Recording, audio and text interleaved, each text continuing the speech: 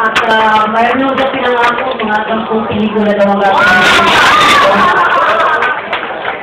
Yes, zero lang po yan. Pero malay niyo baka mo magkaroon kami ng part sa kanigal. Roger?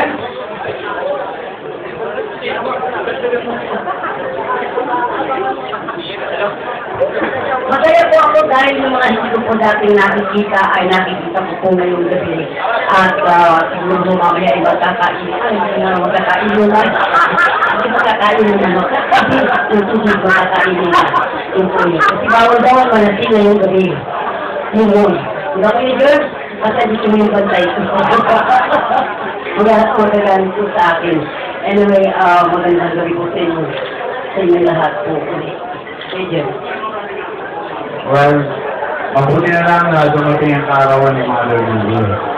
Dahil itong kaarawan na ito is, I think, the most important of the year ni Mother, no? At nagpapasalamat ako dahil sa ng pinangako ni Guy ay nakikita ko na talagang ayaw niyang isipin pa ang nakaraan. Humingi na siya ng wika nga pagmunawa at ang kanyang pagdating dito ay sana yung talagang gusto niyo makita ng isang bagong Norono. Okay? So, I hope yung mga iba na iyan na patuloy pa rin kasi kanina mayroong mga lasada na tungkol sa meron daw nangyari na alam naman ang pangyayari na talagang may doktor na personal na tindahan si Guy at sinabi niya she need rest. Pero sabi ko, kahit na meron kang lagnat, kahit na may karamdaman ka, sumupot ka sa shooting at ginawa niya yun, nagpakita siya, hindi na lang maiwasan yung desisyon ng doktor talaga na galing mismo sa doktor na personal ni Dr. Governor Iarrencito.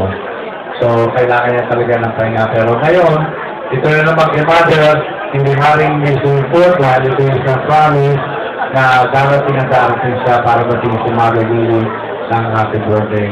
At so, kung nagpapasalamat sa lahat sa ating mga first people na sa inyong magandang muling pagtanggap sa ating naging superstar. So, thank you again. And Mother, I wish you the best of everything. Patuloy sa paggawa ng pelikula. At maraming pantaon na ibibigay sa inyo, Lord, dahil ikaw pa rin ang sasalba sa ating industriya ng pelikula ng Pilipino, and especially sa mga artistang Pilipino at manggagawa ng pelikula ng Pilipino. Thank you. We love you all. God bless.